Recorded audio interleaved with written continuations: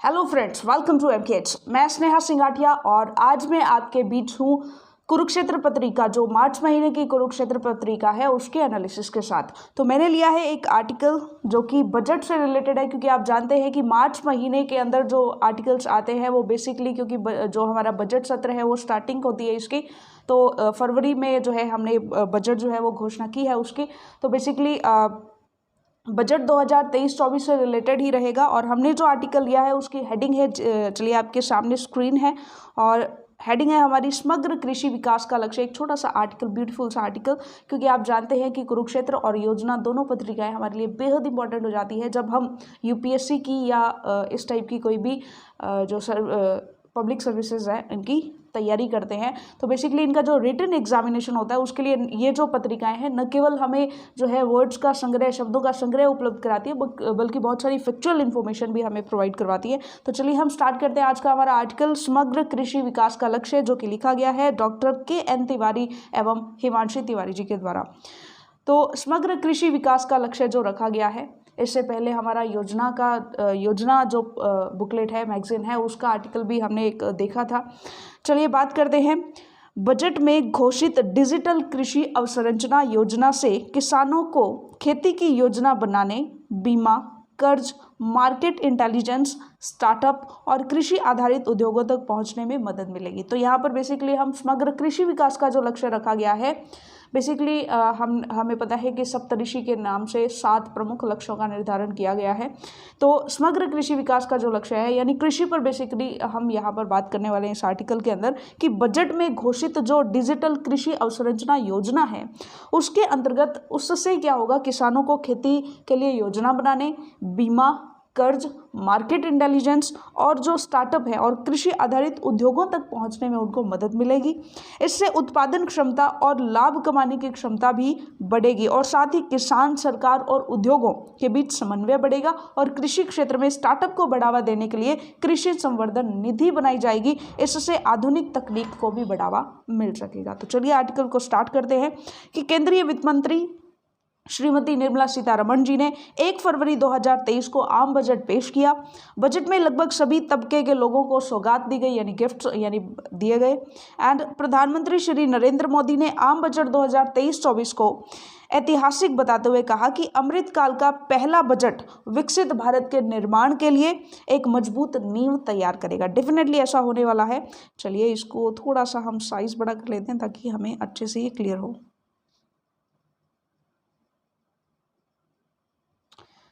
Okay, प्रधानमंत्री का मानना है कि यह बजट समाज के वंचित वर्गों को प्राथमिकता देता है और आकांक्षी समाज, गांव, गरीब, किसान और मध्यम वर्गों के सपनों को पूरा करेगा। और इस वर्ष का बजट भारत के विकास पथ में नई ऊर्जा का संचार डेफिनेटली करेगा। प्रधानमंत्री ने कहा है कि हमें डिजिटल पेमेंट्स की सफलता को कृषि क्षेत्र में दोहराना है, यानी जो डिजिटल पेमेंट्स की हमें जो सफलता मिली है वैसी ही सफलता हमें कृषि क्षेत्र में लेकर के आनी है। इसलिए इस बजट में हम डिजिटल एग्रीकल्चर इंफ्रास्ट्रक्चर की एक बहुत बड़ी योजना जो है लेकर आए हैं। उन्होंने कहा कि यह बजट सहकारिता को ग्रामीण अर्थव्यवस्था के विकास की धुरी बनाएगा, यानी ग्रामीण अर्थव्यवस्था में हम सहकारी क्षेत्रों का विकास करेंगे, यानी कि सहकारिता को जो है अर्थव्यवस्था कौन सी, ग्रामीण वाली की विकास की दूरी बनाएगा। सरकार ने कोऑपरेटिव सेक्टर में दुनिया की सबसे बड़ी अन्न भंडारण योजना भी बनाई, यानी कोऑपरेटिव सेक्टर में हम प्रवेश कर रहे हैं, ध्यान दीजिएगा। बजट में नए प्राइमरी कोऑपरेटिव्स बनाने की एक महत्वाकांक्षी योजना का भी ऐलान हुआ है। तो कृषि क्षेत्र में समग्र विकास के लिए जो घोषणाएं की गई हैं बेसिकली उनकी बात करते हैं। केंद्रीय बजट 2023 में कृषि प्रौद्योगिकी, देखिए यहाँ पर आप नोट्स बनाइए, की नोट्स बनाइए, और अगर आपके पास बुकलेट है तो आप अंडरलाइन करिए, और जो भी आपके जो योजनाएं हैं बेसिकली इनमें से जो भी आप अंडरलाइन करते रहें और की नोट्स बनाते रहें अपने, ताकि हमारे करंट के क्वेश्चंस भी रेडी होते रहें। केंद्रीय बजट 2023 में कृषि प्रौद्योगिकी स्टार्टअप फंड की स्थापना से लेकर कृषि ऋण में बढ़ोतरी तक कृषि क्षेत्र के कल्याण के लिए कई घोषणाएं की गई हैं। और केंद्रीय बजट में भी सभी केंद्र प्रायोजित योजनाओं के लिए कृषि और किसान कल्याण मंत्रालय ने जो है यहाँ पर 1,15,531.79 करोड़ रुपए आवंटित किए गए हैं, जबकि पिछले बजट में 1,10,254 करोड़ रुपए आवंटित किए गए थे। यानी पिछले बजट से लगभग 5,000 करोड़ रुपए अधिक आवंटित इस बार किए गए हैं। तो थोड़ा सा अंडरलाइन करेंगे, फैक्चुअल इन्फॉर्मेशन भी यहाँ से हमें मिलती हैं। वित्त मंत्री ने बजट में कृषि क्षेत्र के लिए कई बड़े ऐलान किए हैं और कई नई योजनाओं को भी शुरू करने के लिए उन्होंने कहा है। और स्वास्थ्य, पोषण, शिक्षा, कृषि, जल संसाधन, वित्तीय समावेशन, कौशल विकास और आधारभूत अवसंरचना जैसे कई क्षेत्रों में सरकारी सेवाओं को बढ़ाने के लिए 500 प्रखंडों को शामिल करते हुए आकांक्षी प्रखंड कार्यक्रम की शुरुआत हुई है। तो यहाँ पर देखिए, सरकारी सेवाओं को, बहुत सारे ऐसे सेक्टर हैं जहाँ पर सरकारी सेवाएं नहीं हैं अभी तक, तो उन सेक्टर्स में सरकारी सेवाओं को लाने के लिए यहाँ पर 500 प्रखंड बनाए गए हैं। 500 प्रखंडों को शामिल किया गया और उनको शामिल करते हुए एक आकांक्षी प्रखंड कार्यक्रम की शुरुआत की गई है। अनुसूचित जनजातियों के लिए विकास कार्य योजना के तहत अगले 3 वर्ष में प्रधानमंत्री पीवीटीजी विकास मिशन को लागू करने के लिए 15,000 करोड़ रुपए का प्रावधान किया गया है। तो ये पीवीटीजी आपको ध्यान में रखना है। और आइए जानते हैं कि इस बजट में क्या क्या है और क्या क्या है किसानों और पशुपालकों के लिए। तो बेसिकली हम जानते हैं कि क्या क्या है यहाँ पर। चलिए, ये आप जो है इस तरह का स्वरूप यहाँ पर दिया गया है। एक चीज़ थोड़ा सा हम देख लेते हैं कि जो सप्तऋषि है बेसिकली वो क्या है। इस बजट में सप्तऋषि की तरह 7 प्राथमिकताएं हैं। यानी सप्तऋषि जो है उसके तरह 7 प्राथमिकताएं हैं। जैसे सप्तऋषि 7 ऋषियों का समूह, सप्तऋषि 7 जो है तारों का समूह भी है हमारा सप्तऋषि के नाम से। तो उसी तरह से यहाँ पर 7 प्राथमिकताएं शामिल की गई हैं। तो चलिए देखते हैं 7 प्राथमिकताएं। पहली है समग्र विकास। तो इसको ध्यान में रखना है, पहली हमारी कौन सी है? समग्र विकास। यह विकास समग्र यानी किसानों को शामिल करना है, महिलाओं को शामिल करना है, ओबीसी, एससी, एसटी, दिव्यांगजन, आर्थिक रूप से कमजोर लोगों तक पहुंचना चाहिए। यानी पूरा जो विकास है वो इन सभी कैटेगराइज के लोगों के साथ उनको शामिल करते हुए चलना है। तो वो हमारा होगा समग्र विकास। तो ये हमारा पहला था। और वंचितों को वरीयता मिलनी चाहिए। इसी प्राथमिकता के तहत कृषि के लिए डिजिटल लोक अधोसंरचना का निर्माण होगा। इसी के तहत इससे किसानों को खेती की योजना बनाने, बीमा, कर्ज, मार्केट इंटेलिजेंस, स्टार्टअप और कृषि आधारित उद्योगों तक पहुंचने में मदद मिलेगी। उत्पादन क्षमता और लाभ कमाने की क्षमता भी बढ़ेगी।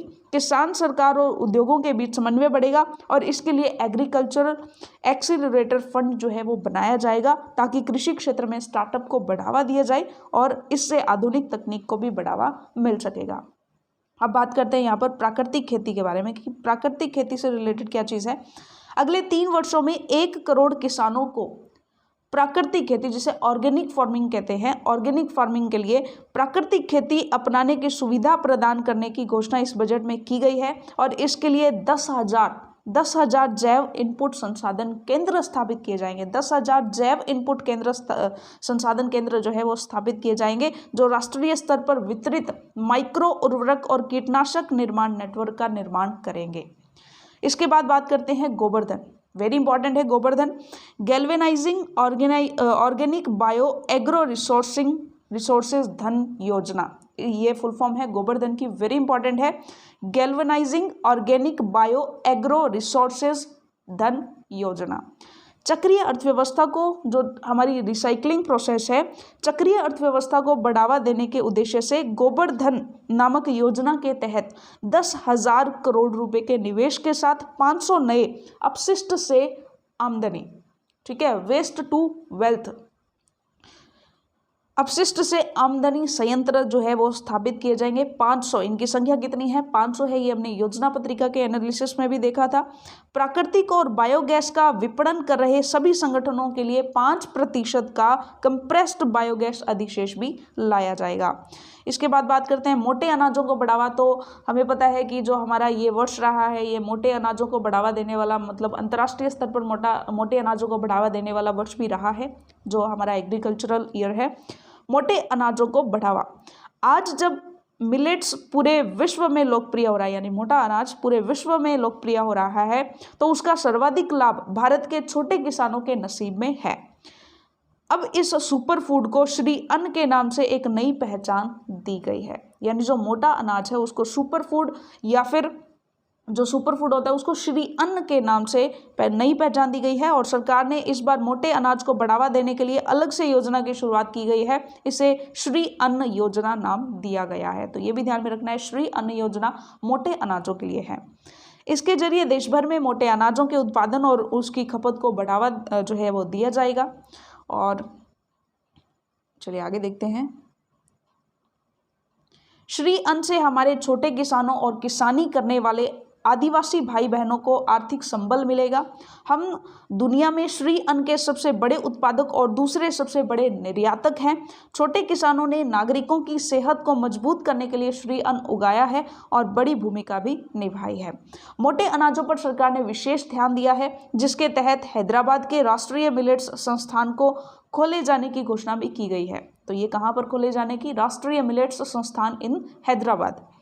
इससे मोटे अनाजों को एक अलग पहचान मिलने की बात कही जा रही है और वास्तव में वैश्विक बाजार में मिलेट्स के महत्व और उसके उत्पादन को बढ़ाने में इसकी मुख्य भूमिका होगी। इसमें भारत में उगाए जाने वाले मोटे अनाजों की उन्नत किस्मों पर अध्ययन और शोध के अलावा किसानों और अन्य विशेष समूहों को प्रशिक्षण देने की व्यवस्था भी की जाएगी। यह देश का अब तक का पहला ऐसा संस्थान होगा जहां मिलेट्स को बढ़ावा देने का काम किया जाएगा, जो कि हैदराबाद में खोला जाएगा। अब बात करते हैं बागवानी विकास के लिए। सरकार ने इस बार बजट में बागवानी को बढ़ावा देने का फैसला भी किया है। इसके जरिए बागवानी योजनाओं के लिए 2200 करोड़ रुपए की राशि स्वीकृत की गई और उच्च गुणवत्ता वाली बागवानी फसल के लिए रोग मुक्त तथा गुणवत्तापूर्ण पौध सामग्री की उपलब्धता बढ़ाने के उद्देश्य से आत्मनिर्भर स्वच्छ पादप कार्यक्रम की शुरुआत की गई है। तो आत्मनिर्भर स्वच्छ पादप कार्यक्रम जो है, इसकी शुरुआत बागवानी विकास के लिए की गई है, ताकि अच्छी किस्म के और अच्छी पैदावार के गुणवत्तापूर्वक पौध सामग्री जो है वो प्रोवाइड करवाई जा सके। नेक्स्ट बात करते हैं पीएम मत्स्य संपदा योजना। केंद्र सरकार ने मत्स्य संपदा की नई उपयोजना में 6000 करोड़ रुपए के निवेश का फैसला लिया है, ताकि मछुआरों, मत्स्य वेंडरों और सूक्ष्म एवं छोटे उद्यमों की संबंधित गतिविधियों को तेज किया जा सके, यानी उनको सुधार किया जा सके, उनके विकास के फील्ड में कुछ काम किया जा सके।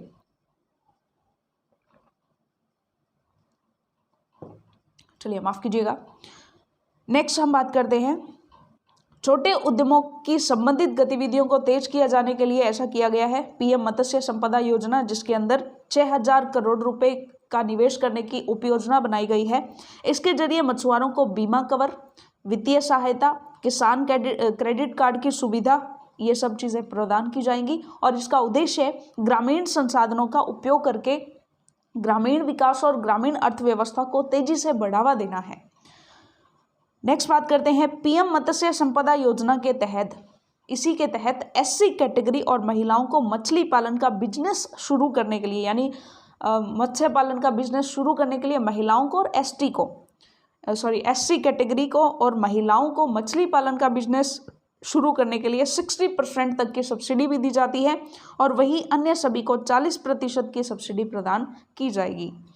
प्रधानमंत्री मत्स्य संपदा योजना के लिए आवेदन करने का तरीका बहुत आसान है।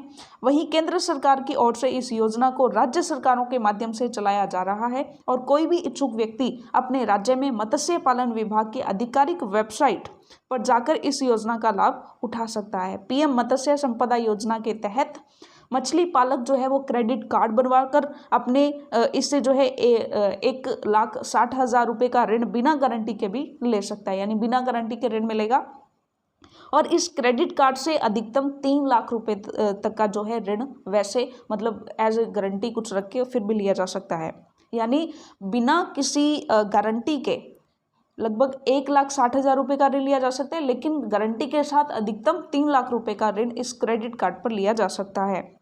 उल्लेखनीय है कि किसान क्रेडिट कार्ड पर ऋण लेने के लिए अन्य ऋण स्रोतों के मुकाबले बहुत ही कम ब्याज यहाँ पर देना हमें होता है। चलिए नेक्स्ट हम बात करते हैं भंडारण क्षमता बढ़ाने का प्रावधान। भंडारण क्षमता बढ़ाने के लिए क्या प्रावधान किए गए हैं, तो चलिए देखते हैं। यहाँ पर माफ कीजिएगा, भंडारण क्षमता बढ़ाने के लिए व्यापक विकेंद्रीकृत भंडारण क्षमता बढ़ाने का प्रावधान किया गया है, जिससे किसानों को अपने उत्पादों का सुरक्षित भंडारण करने और उचित समय पर उनकी बिक्री करके लाभकारी मूल्य प्राप्त करने में सहायता प्रदान करेगा, यानी सहायता इसमें मिलेगी। एग्री स्टार्टअप को बढ़ावा। केंद्र सरकार ने कृषि के क्षेत्र में ज़्यादा से ज़्यादा स्टार्टअप शुरू करने के लिए फोकस किया है और कृषि स्टार्टअप के लिए डिजिटल एक्सेलरेटर फंड भी यहाँ पर बनेगा, जिसे कृषि संवर्धन निधि के नाम से जाना जाएगा। इसके जरिए कृषि क्षेत्र में स्टार्टअप शुरू करने वालों को सरकार की तरफ से मदद की जाएगी और स्टार्टअप्स और शिक्षाविदों द्वारा नवाचार और अनुसंधान शुरू करने के लिए राष्ट्रीय डाटा शासन नीति लाई जाएगी। अब नेक्स्ट बात करते हैं हम कृषि प्रौद्योगिकी स्थानांतरण के लिए कृषि त्वरक कोष की स्थापना की गई है। तो ये कृषि त्वरक कोष क्या है? इस वर्ष के बजट में एक कृषि त्वरक कोष यानी जो एक्सेलरेटर कोष है उसकी स्थापना करने की बात की गई है, जिसका उद्देश्य किसानों के सामने आने वाली चुनौतियों के लिए नवीन यानी नए और किफ़ायती समाधान जो उनके लिए बेनिफिशियल हो, ऐसे समाधान लाना इनका उद्देश्य है। और वित्त मंत्री ने कहा कि यह कृषि पद्धतियों को बदलने, उत्पादकता और लाभप्रदता बढ़ाने के लिए आधुनिक तकनीकों को भी लाएगा, ताकि उत्पादकता बढ़ सके, लाभप्रदता बढ़ सके। एलजीडी सीड्स और मशीनों के स्वदेश में ही उत्पादन को बढ़ावा देने के लिए आयात पर निर्भरता घटाने के लिए अनुसंधान और विकास अनुदान भी प्रदान किया जाएगा, ताकि हम बीज वगैरह जो है आयात नहीं करें, बल्कि स्थानीय तौर पर हम इसके लिए आत्मनिर्भर बन सकें। नेक्स्ट हम बात करते हैं किसानों को ऋण सुविधा। ऋण सुविधा किस तरह से दी गई है? बजट 2023 में किसानों को क्रेडिट कार्ड के जरिए 20 लाख करोड़ तक ऋण बांटने का लक्ष्य रखा गया है, यानी ओवरऑल किसानों को जो टोटल ऋण दिया जा सकेगा उसके लिए 20 लाख करोड़ रुपए तक का मतलब प्रावधान किया गया है। बता दें कि एग्रीकल्चर सेक्टर में संस्थागत ऋण 2020-21 में 15.8 लाख करोड़ रुपए था और 2021-22 में ये 18.6 लाख करोड़ रुपए हो गया था। कृषि ऋण पशुपालन, डेयरी, मत्स्य उद्योग के विकास को ध्यान में रखते हुए बढ़ाया गया है और इससे देश के करोड़ों किसानों को फायदा होगा। डेफिनेटली जब ऋण मिलेगा किसानों को क्रेडिट कार्ड के बेसिस पर, तो डेफिनेटली उनको फायदा होने वाला है। किसान डिजिटल पब्लिक इंफ्रास्ट्रक्चर, तो किसानों के लिए एक डिजिटल पब्लिक इंफ्रास्ट्रक्चर बनाया गया है। किसानों के लिए एक किसान डिजिटल पब्लिक इंफ्रास्ट्रक्चर प्लेटफॉर्म तैयार किया जाएगा। यहाँ किसानों के लिए उनकी ज़रूरत से जुड़ी सारी जानकारियाँ जो हैं वो उपलब्ध होंगी। अब नेक्स्ट बात करते हैं सहकारी समितियों, प्राथमिक मत्स्य समितियों और डेयरी सहकारी समितियों की स्थापना के कुछ प्रावधान किए गए हैं।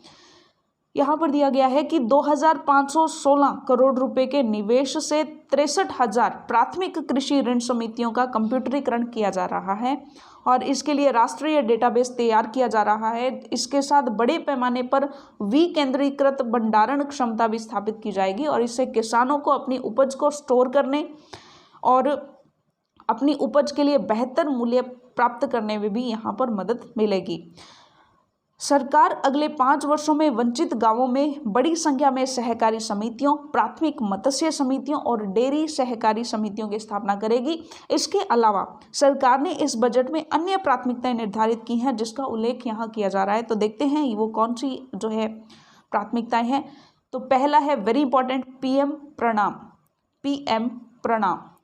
पृथ्वी माता के पुनरुद्धार, इसके प्रति जागरूकता, पोषण और सुधार हेतु प्रधानमंत्री कार्यक्रम। तो यही है पीएम प्रणाम। ये राज्यों और संघ राज्य क्षेत्रों को रासायनिक उर्वरकों के संतुलित प्रयोग, देखिए उर्वरक बनाना, वितरित करना वो अलग चीज़ें हैं, लेकिन इनका संतुलित उपयोग तथा इसके स्थान पर वैकल्पिक उर्वरकों के प्रयोग को बढ़ावा देने के लिए प्रोत्साहित करने हेतु ये शुरू किया जाएगा। नेक्स्ट है मिष्टी क्या है?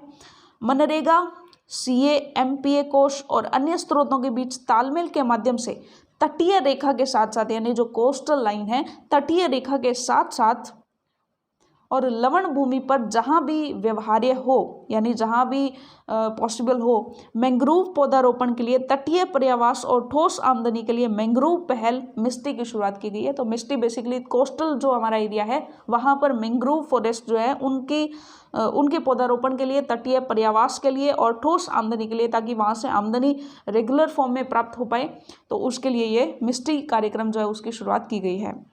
पर्यावरण संरक्षण अधिनियम के तहत हरित ऋण कार्यक्रम को अधिसूचित किया जाएगा, ताकि पर्यावरण की दृष्टि से संधारणीय और यानी जिसे हम पोषणीय विकास बोलते हैं और उत्तरदायित्वपूर्ण कार्य करने के लिए प्रोत्साहन मिले।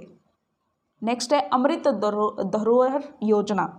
अमृत धरोहर योजना, इस योजना को आर्द्र भूमि के इष्टतम उपयोग को बढ़ावा देने एवं जैव विविधता, कार्बन स्टॉक, पर्यावरणीय पर्यटन के अवसरों और स्थानीय समुदायों के लिए आय सृजन बढ़ाने के लिए अगले 3 वर्षों में इसको क्रियान्वित किया जाएगा। तो ओवरऑल हम सारांश पढ़ लेते हैं इसका। सारांश इसका क्या कहता है? वर्ष 2023-24 का बजट प्रधानमंत्री के आत्मनिर्भर भारत के दृष्टिकोण के मुताबिक है। इसमें बुनियादी ढांचे के विकास की ओर अधिक जोर दिया गया है कि हमें जो हमारा बेसिक इंफ्रास्ट्रक्चर है उस पर हमें ध्यान देना चाहिए, जिसका प्रभाव ग्रामीण अर्थव्यवस्था सहित सभी क्षेत्रों पर होगा। ठीक है, ग्रामीण क्षेत्रों में एग्री स्टार्टअप के जरिए युवा उद्यमियों को प्रोत्साहित करने के लिए कृषि संवर्धन निधि बनाने की घोषणा बजट में की गई है। इसके बाद है, इसमें कृषि क्षेत्र में बड़े पैमाने पर नवाचार और प्रौद्योगिकियों को अपनाने, यानी हम नवाचारों को अपनाएं, प्रौद्योगिकी को अपनाएं। यहाँ पर विभिन्न तरह के डिजिटल इंफ्रास्ट्रक्चर तैयार किए गए हैं, अलग अलग प्लेटफॉर्म्स लेकर के आई है सरकार, मतलब आने वाले हैं, बजट में इसकी घोषणा की गई है। तो डेफिनेटली हमें नवाचार और प्रौद्योगिकियों को अपनाने में इससे मदद मिलेगी, जो किसानों की कृषि पद्धतियों को बदलने, उत्पादकता और लाभप्रदता जो है बढ़ाने में इससे जो है मदद मिलेगी। साथ ही प्रधानमंत्री कौशल विकास योजना में आर्टिफिशियल इंटेलिजेंस, रोबोटिक्स और ड्रोन के प्रशिक्षण को शामिल करने के निर्णय से किसान प्रौद्योगिकी को तेजी से अपनाने में सक्षम होंगे। तो ये बहुत ही अच्छी चीज़। लंबी अवधि के विकास के लिए कृषि में टेक्नोलॉजी का इस्तेमाल महत्वपूर्ण है। अब किसानों, एग्रीटेक, स्टार्टअप और शोध संस्थानों को एक साथ लाने में इसका कार्यान्वयन महत्वपूर्ण होगा और निस्संदेह कृषि क्षेत्र की मौजूदा चुनौतियों से निपटने में यह प्रोत्साहन जो है वो काफ़ी मददगार साबित होने वाला है। यह नवाचार टेक्नोलॉजी को शुरू करने और उत्पादन को बढ़ाकर किसानों की समस्याओं के लागत प्रभावी समाधानों को लागू कराने का भी प्रयास करेगा। खाद्य तेल के आयात पर निर्भरता घटाने के लिए तिलहन के घरेलू उत्पादन को बढ़ाने की व्यापक योजना शुरू करने की घोषणा स्वागत योग्य कदम है। डेफिनेटली अच्छी बात है, क्योंकि हम जो खाद्य तेल है उनका आयात करते हैं, तो उन्हें स्थानीय तौर पर अगर उनकी उपज को बढ़ाया जाए, घरेलू उत्पादन हमारा बढ़ाया जाए, तो ये बहुत ही महत्वपूर्ण कदम है। कृषि क्षेत्र में डिजिटल और हाईटेक सेवाओं के वितरण को बढ़ावा देने के लिए प्रस्तावित PPP यानी कि पब्लिक प्राइवेट पार्टनरशिप जो है योजना किसानों के साथ साथ कृषि व्यवसायियों सहित इस क्षेत्र से जुड़े सभी लोगों को लाभान्वित डेफिनेटली करेगी। कोऑपरेटिव सेक्टर के लिए घोषित की गई पहल से भी देश को काफ़ी लाभ होगा, क्योंकि सहकारी समितियों की ग्रामीण इलाकों में व्यापक उपस्थिति है। तो सहकारी समितियां मिलकर के काम करेंगी तो ज़्यादा बेटर परफॉर्मेंस निकल करके आएंगी। सरकार द्वारा कृषि क्षेत्र में टेक्नोलॉजी के इस्तेमाल को बढ़ावा देने, डिजिटल और हाईटेक सेवाओं के वितरण को बढ़ाने सहित ग्रामीण इलाकों में एग्री स्टार्टअप्स खोलने के लिए युवा उद्यमियों को प्रोत्साहित करने जैसे कदमों का एग्री कंपनियों ने स्वागत किया है। हरित विकास को बढ़ावा सरकार की प्राथमिकताओं में बना रहेगा डेफिनेटली। अरंडी खली और नीम बीज खली प्राकृतिक खेती के लिए सबसे अच्छे जैविक खाद और जो उनकी खपत को बढ़ावा देंगे। इस तरह अरंडी के बीज उगाने वाले घरेलू किसानों और नीम के बीज इकट्ठा करने वाले आदिवासियों का समर्थन भी यहाँ पर किया जाएगा। ग्रामीण इलाकों में भंडारण सुविधाओं का निर्माण करने की सरकार की प्रतिबद्धता भी किसानों को स्थायी रूप से सशक्त बनाएगी। ग्रामीण अब तक भंडारण की क्षमता तो होती है, लेकिन शहरों में आकर के किसानों को अपना जो धान है या जो भी फसल है उनकी वो बेच करके वहाँ पर स्टोर करवानी पड़ती है। इसकी बजाय अगर ग्रामीण इलाकों में स्टोरेज सिस्टम बन जाएगा तो उनके लिए काफ़ी सिस्टम अच्छा बन जाएगा। उत्पादकता और लाभप्रदता बढ़ाने के लिए ग्रीन प्लांट प्रोग्राम मील का पत्थर साबित होगी, यानी कि जो ग्रीन प्लांट प्रोग्राम है ये डेफिनेटली बहुत अच्छा रहेगा। साथ ही विकेंद्रीकृत भंडारण क्षमता की योजना किसानों को अपनी उपज का भंडारण करने और उचित मूल्य प्राप्त करने के लिए सक्षम बनाएगी। यह बजट कृषि क्षेत्र को आधुनिक बनाने के साथ साथ ग्रामीण क्षेत्रों में आर्थिक विकास लाने में महत्वपूर्ण भूमिका निभाएगा। ज्ञातव्य है कि पहले कृषि ऋण लक्ष्य जो है 18 लाख करोड़ रुपए था, जिससे एक साल में 11.11% की वृद्धि करते हुए 20 लाख करोड़ रुपए किया गया है। और इस राशि का उपयोग पशुपालन, मछली पालन और डेयरी के किसान ऋण के रूप में कर सकेंगे। डेयरी के जो किसान हैं वो ऋण के रूप में इसका यूज कर सकेंगे। साथ ही 6000 करोड़ रुपए के लक्षित निवेश के साथ पीएम मत्स्य संपदा योजना की एक नई उपयोजना शुरू की जाएगी। कुल मिलाकर यह बजट कृषि क्षेत्र के लिए एक गेम चेंजर जो है वो साबित होगा। तो इसी के साथ हमने हमारा जो आर्टिकल है वो कंप्लीट किया है। इसी टाइप से हम हमारी मार्च की जो हमारी कुरुक्षेत्र और योजना पत्रिका है उसमें उसका एनालिसिस करते चले जाएंगे नेक्स्ट वीडियोस में। वीडियो अगर आपको अच्छी लगी है, हेल्पफुल लगी है तो शेयर करिएगा, लाइक करिएगा एंड कमेंट करके ज़रूर बताइएगा। Thank you very much.